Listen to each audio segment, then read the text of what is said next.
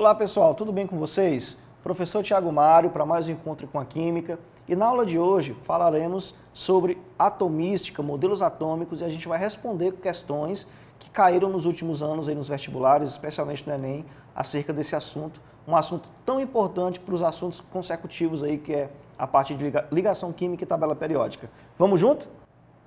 Bom, a nossa primeira questão da aula é logo da prova do Enem de 2019. Veja, material bem recente para você ver o quanto esse assunto é forte na prova do Enem, como ele tem aparecido nos últimos anos e provavelmente deve estar na prova que virá. Vamos ler juntas a questão, tá? Um teste de laboratório permite identificar alguns cátions metálicos ao introduzir uma pequena quantidade do material de interesse em uma chama de bico de Bunsen, para, em seguida, observar a cor da luz emitida. A cor observada é proveniente da emissão de radiação eletromagnética ao ocorrer da...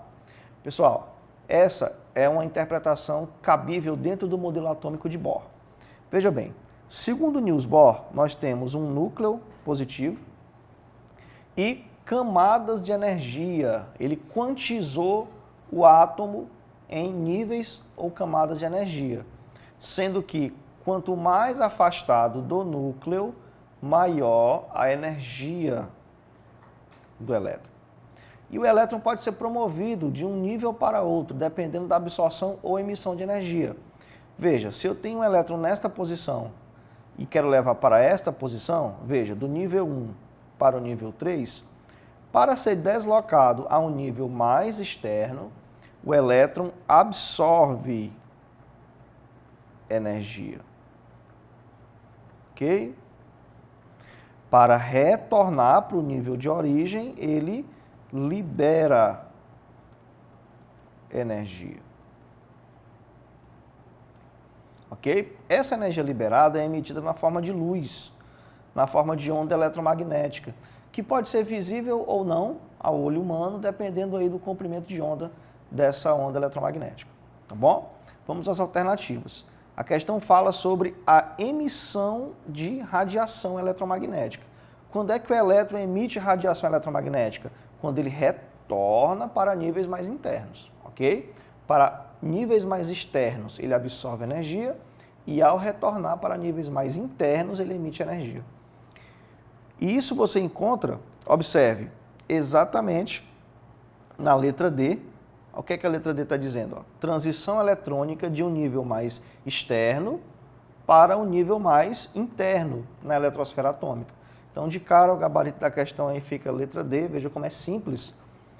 Uma aplicação básica do modelo de Rutherford-Bohr, ou simplesmente modelo de Bohr, tá? Que você consegue interpretar muito bem esse problema. E lembre-se, no caso do modelo de Niels Bohr, nós consideramos o deslocamento de apenas um elétron de uma camada para outra. É uma das grandes limitações do modelo atômico de Bohr. Se aplica a átomos monoeletrônicos. Tudo bem? Então, questãozinha do ano de 2019 aí, tranquila, né? Vamos para a questão seguinte. Apesar de ser uma questão de modelo atômico, é um assunto fundamental para que você possa compreender tabela periódica e a parte de ligações químicas. Segunda questão da aula de hoje, ainda da prova de 2019. Veja só. Em 1808, Dalton publicou o seu famoso livro intitulado Um Novo Sistema de Filosofia Química, do original A New System of Chemical Philosophy, no qual continua os 5 postulados que serviam como alicerce da primeira teoria atômica da matéria, fundamentada no método científico. Esses postulados são numerados a seguir. Então você vai ter aí os postulados que resumem o modelo proposto por Dalton. Primeiro, a matéria é constituída de átomos indivisíveis. Aliás, é o único modelo atômico que prevê a indivisibilidade do átomo. A partir do modelo seguinte, que é o modelo de Thomson, o átomo já é divisível. Tudo bem? 2. Todos os átomos de um dado elemento químico são idênticos em massa e em todas as outras propriedades. Átomos de um mesmo elemento são exatamente iguais. Átomos de elementos diferentes apresentam diferenças de tamanho, de massa, ok?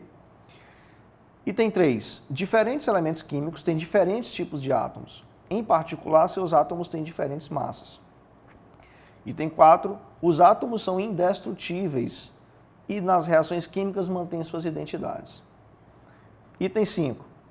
Átomos de elementos combinam com átomos de outros elementos em proporções de números inteiros pequenos para formar compostos.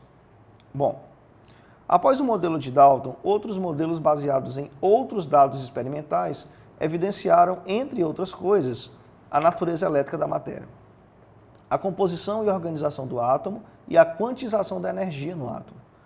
Com base no modelo atual que descreve o átomo, qual dos postulados de Dalton ainda é considerado correto? Veja, se nós analisarmos o postulado número 5, ele diz que átomos de elementos combinam com átomos de outros elementos em proporções de números inteiros para formar compostos. Se nós analisarmos aqui a molécula da água, H2O, o que é a molécula da água? A molécula da água é um átomo de oxigênio ligado a 2 átomos de hidrogênio. E veja que eles se ligam na proporção de 2 para 1. Se nós compararmos aqui hidrogênio e oxigênio, na água são 2 hidrogênios para cada 1 oxigênio.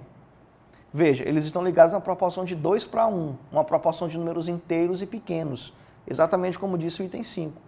E a ideia de composto químico é justamente a união de átomos diferentes para formar moléculas que seguem essa proporção de números inteiros e pequenos, ok? Que inclusive a gente chama de lei das proporções definidas, ou lei de Proust, tá? Lei das proporções definidas, ou lei de Proust. Tudo bem? Então vamos ficar aí com o item 5, gabarito, letra E, ok?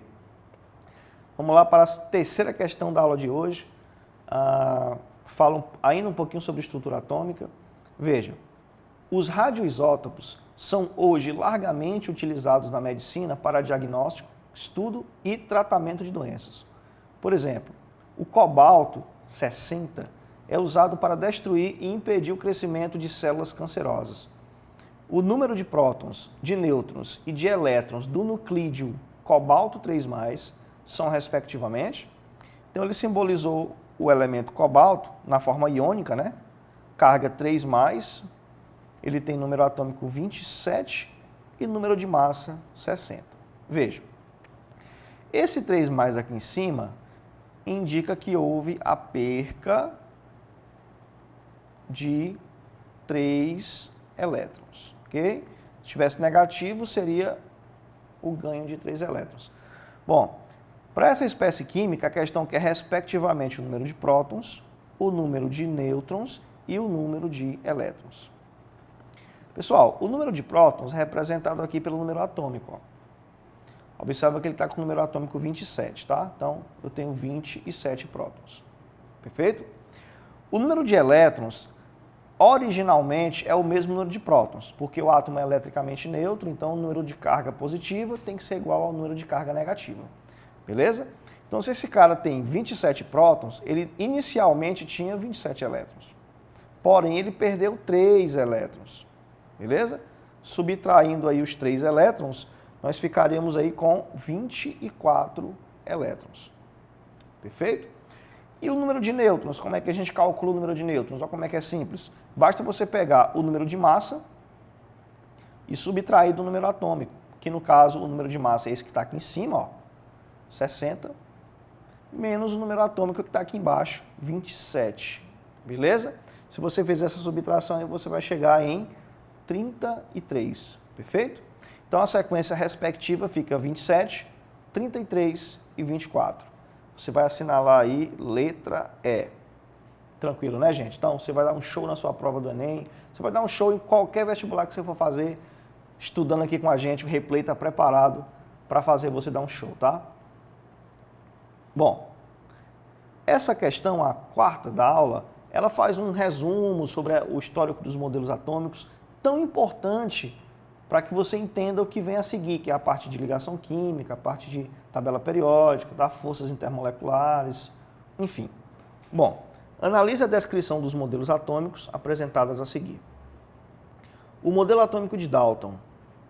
Dalton descrevia a matéria a partir de algumas hipóteses. Tudo que existe na natureza é composto por diminutas partículas, denominadas átomos. Os átomos são indivisíveis e indestrutíveis. E existe um número pequeno de elementos químicos diferentes na natureza. Então, de fato, isso aí é o resumo perfeito do modelo de Dalton. Lembra, o modelo de Dalton é conhecido como modelo bola de bilhar, onde o átomo é uma esfera maciça, indivisível, indestrutível e eletricamente neutra, tá? Item 2, modelo de Thomson. O átomo era uma esfera de eletricidade positiva, onde estavam submersas partículas negativas, denominadas elétrons. Foi Thomson que lançou a ideia de que o átomo era um sistema descontínuo e, portanto, divisível. De fato, o modelo de Thomson marcou a ideia de que o átomo é divisível por causa da descoberta do elétron.